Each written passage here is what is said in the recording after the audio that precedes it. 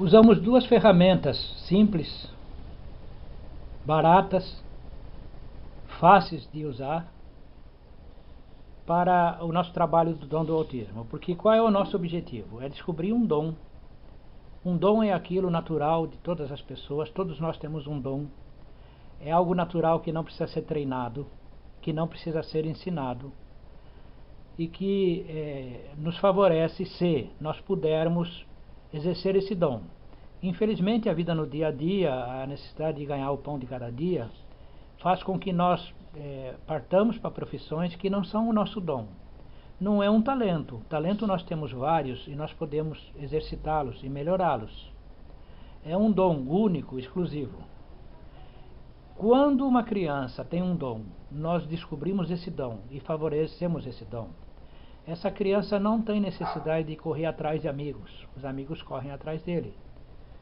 Por exemplo, o dom do meu filho é a matemática. É um excelente matemático. Dá um problema e ele resolve. Resolve do jeito dele, da maneira que ele resolve. Às vezes ele usa estratégias diferentes e únicas, partem da cabeça dele, mas ele chega aos resultados de uma maneira certa e lógica. Por exemplo, nas somas, ele usa o sistema decimal, porque o nosso sistema é decimal. Então, para somar 17 com 16, ele diz que dá 33, porque no 17 1 é 10 e o 7 é 7, no 16 1 é 10 e o 6 é 6, então sobra 6 mais 7 dá 13, que o 1 é 10 e o 3 é 3, então deu 3, 10 mais 3 dá 33. Ele faz com somas grandes. As tabuadas ele só decorou a do 5 e a do 9, porque não precisa decorar, porque é simples, de 5 em 5, então aumenta 1, diminui 1. E aí ele faz por aproximação.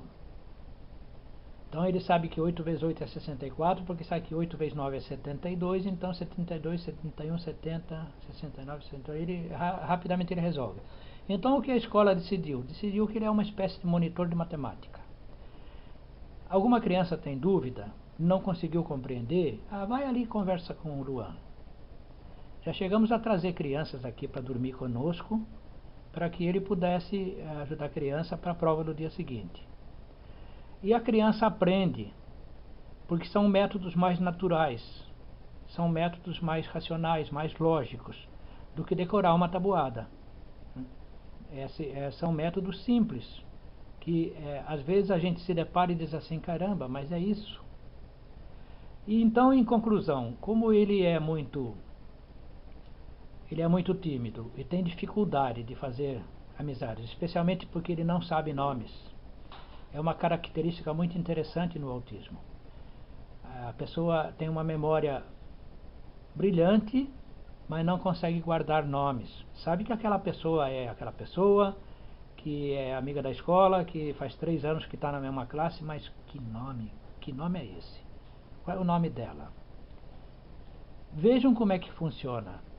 Às vezes, eu sou parado na porta, com alguma criança vem e diz, tio, o Luan é bom pra caramba em matemática. Ele falou pra gente que é porque ele é autista. Como é que faz para virar autista? Esse boletim de avaliação, porque nós queremos um boletim que avalie a criança comparada consigo mesma. No início, no primeiro dia, nós comparamos com aquela curva que vocês viram do desenvolvimento infantil. Nós queremos saber como aquela criança está em relação à curva desejada do desenvolvimento infantil. Uma criança, ela se desenvolve nessas 7 áreas. E essas 7 áreas são necessárias para o aprendizado. São necessárias para ler, para escrever, para fazer contas, para todo o aprendizado da vida. Coordenação motora ampla, vocês sabem, são aqueles movimentos espontâneos, naturais, correr, andar, pular, todos os movimentos que a gente faz sem precisar pensar nisso. Coordenação motora fina, em síntese, é o movimento de pinça, juntar o dedo indicador com o dedo polegar para pegar alguma coisa, um lápis, uma agulha, uma caneta, um papel. Coordenação visomotora é a coordenação olho-mão, olho-pé, de modo que quanto mais você precisa olhar para a sua mão enquanto você faz um movimento, pior é a sua coordenação visomotora.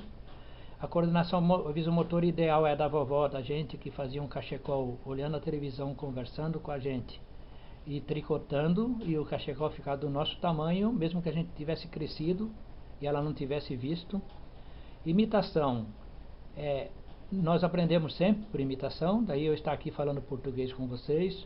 Percepção é tudo que os sentidos captam, tudo que a gente percebe pelos sentidos, pela visão, audição, paladar, aquelas brincadeiras de cabra cega, essas brincadeiras que a gente faz para perceber se a criança ouve mesmo, tem noção de discriminação dos sons. Mu é vaca, au au é cachorro. Compreensão verbal é a quantidade de ordens, de palavras, de frases que a criança compreende. Vocês têm que fazer eu abro sempre esse parênteses. A quantidade de ordens que ela compreende não é a quantidade de ordens que ela obedece. Uma criança não foi feita para obedecer, ela foi feita para desobedecer.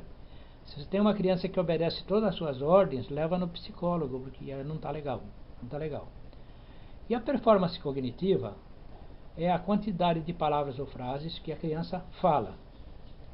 Então eu junto a mãe e a professora, faço um boletim desse para cada uma, um caderninho simples de 50 folhas, 7 folhas para cada área dessa, explico o que é cada área e peço para que cada uma delas me diga como é a criança. Aqui, coordenação motora ampla, como é que ela está? Imitação. E aí a mãe leva para casa, a professora fica com um. Aquilo é desejável que seja todos os dias, coloquem ali as coisas que mudaram. Hoje, no dia 2, meu filho imitou o pica-pau na televisão. Coloca lá, dia 2 imitou o pica-pau. Porque isso vai gerar um gráfico onde a gente vai colocar a evolução de cada área dessa da criança. E isso fica interessante porque, como a mãe tem um boletim, ela está no controle. A professora tem um boletim, a professora está no controle. Mas elas percebem logo que, na verdade, elas têm duas crianças. Que a criança que está na sala de aula não é a criança que está na sala de visita. E então, elas começam a trocar entre si. Por que meu filho faz isso na escola e não faz isso lá em casa? Ou vice-versa. E aí a gente começa a tirar algumas conclusões. Dali a 3 meses, geralmente trimestral, às vezes bimestral, quando a urgência é maior. Nós nos juntamos novamente, geramos um gráfico que seja a média das duas, e o próximo trimestre vai ser pautado por duas coisas, 2 pontos. Nós vamos favorecer as ações da área em que ele mais evoluiu, em que ele está melhor posicionado, e da área em que ele está pior posicionado, em que ele menos evoluiu ou involuiu. Por que isso? A primeira área é porque ele está gostando daquilo, está gostando de fazer aquilo, então nós queremos que ele goste. E a segunda área é porque ele está precisando, tem um déficit naquilo, ele precisa crescer naquela área. Só que as atividades são as do dia a dia, nós não inventamos atividades, apenas priorizamos atividades. Se a coordenação motora fina está ruim, vamos trabalhar com massinhas, vamos rasgar e amassar papéis. Eu ia trabalhar com massinhas no próximo trimestre, trabalha nesse. Trabalha nesse. A classe inteira trabalhando uma coisa que vai favorecer aquela coordenação motora fina. Esse é o nosso boletim de avaliação, que traz ganhos secundários fantásticos. Por exemplo, a ligação entre a mãe e a escola, entre a família e a escola, a mãe e a professora, se potencializa muito.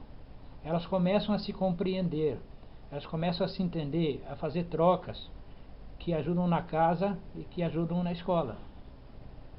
Porque as duas estão no comando, porque não tem um médico, um psicólogo, um fono que entre na sala e diz, você faça isso. Não, o projeto é pedagógico, é humano e é pedagógico. O que a gente está fazendo nós queremos que a criança aprenda, então nós estamos dando requisitos para que ela possa aprender. E esses requisitos estão estampados num boletim de avaliação que vai comparar a criança consigo mesma. Isso não evita que ele faça as provas que todos os outros fazem. Esse boletim de avaliação vai ser usado até que ele atinja um nível que entre dentro daquela curva que nós mostramos antes.